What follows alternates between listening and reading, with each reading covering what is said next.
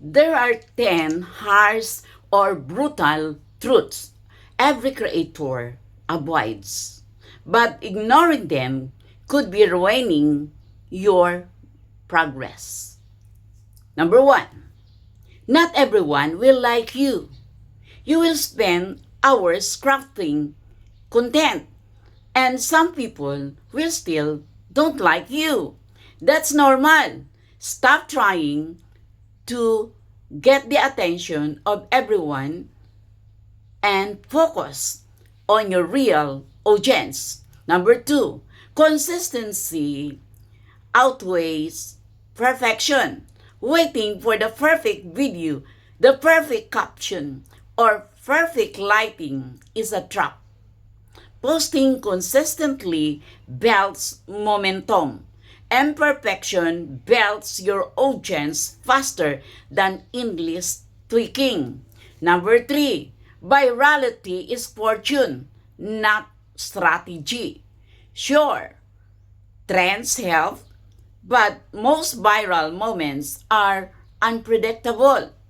Striving virality can burn out. Focus on creating consistent value. The right people will find you. Number 4, engagement matters more than views. A million views would mean nothing if no one comments, saves, or shares. The algorithm prioritizes interaction, not just attention. Number 5, your niche defines your progress. Trying to appeal to everyone will dilute your content. The more specific your focus, the stronger your connection with the people who matter. Number 6, most growth comes from failures.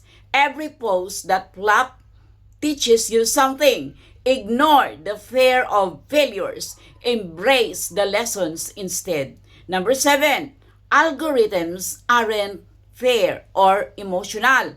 They reward what keeps users engaged. That means some amazing content gets ignored. Stop blaming the platform. Optimize for behavior, not empathy. Number 8, comparison kills creativity.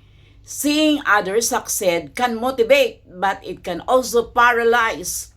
Your journey is unique. Copying won't create your own voice. Number 9, monetization is slow. Many creators expect instant income. Real growth and sustainable earnings take time.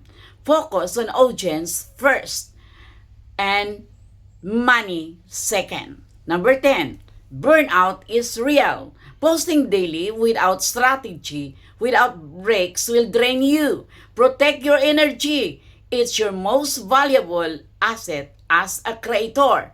So being a creator isn't glamorous all the time.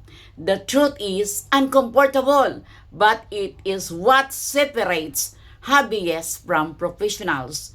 So which of these truths hit you the hardest today?